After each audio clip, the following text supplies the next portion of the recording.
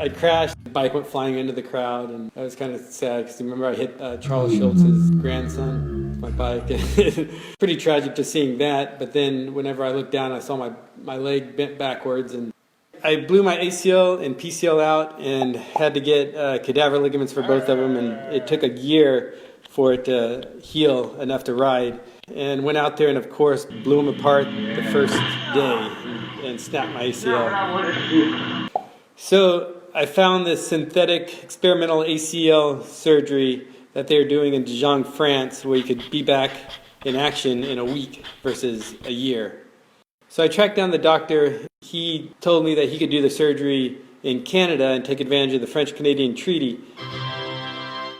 Because it wasn't like a legit medical procedure, he insisted to be paid in cash, and so I had to travel with a suitcase full of 10 grand, go to this hotel. The doctor meets me in my room.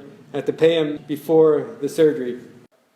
I wondered why it wasn't legal in the U.S. because athletes on a larger caliber, it costs them so much money to skip games and stuff, and they could be back in a week. And so I was curious, and he said the one thing the FDA did agree on is that anesthesia is more dangerous than this actual surgery. And if someone could do it without anesthesia, then that could be a good case to resubmit it to the FDA and get it sanctioned and approved. At first I was like, well, I could save some money. But then I was like, I wonder, I've never stayed awake during a surgery, and I just kind of got morbidly curious on what it would be like to see if I could take that pain.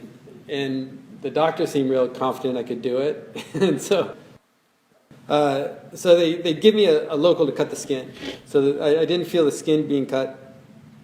And then he's like, we can't numb the bone at all by a local because it just doesn't work, so you're going to feel this. And I guess he didn't have enough assistance, and so he asked me to help stabilize the drill. He starts drilling. So I just had to grab a hold of the bed, grip as hard as I could, and just kind of concentrate on that before it broke through the first layer of bone. And once it got into the marrow, it was kind of more of a deep pain, like a bone break, that you can kind of manage more. So I just had to put myself in another place that was okay, that pain was okay. And wow, that's what your bone smells like, it's burning. And then I looked down, and I saw all this like yellow kind of corned beef hash looking substance coming out of my leg. And then he detaches the drill bit. He threads the ligament through the center of the drill bit, polyester strings hanging out each side. Then he has to screw both of them in. So the surgery seems to be over because I see everybody kind of breaking down the instruments around me and cleaning up the blankets and the blood. And the doctors start leaving, the nurses start leaving, and I was just like, is it okay to go? And they're like, yeah. So I get up, I stand on my leg, and I was just kind of surprised that I could even walk on it. Went out to the curb, jumped in this dirty cab. 20 minutes ago, I was in a hospital helping drill my own bone, and now I'm in a hotel watching pay-per-view.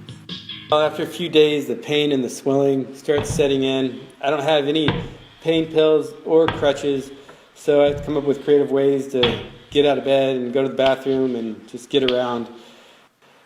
So I get home, I just had ACL surgery, and a week later, I'm riding. Woo-hoo. After all that, the FDA still was like, sorry, that ain't happening. Just because you got one sucker to do this surgery without anesthetics doesn't really prove anything to us. So.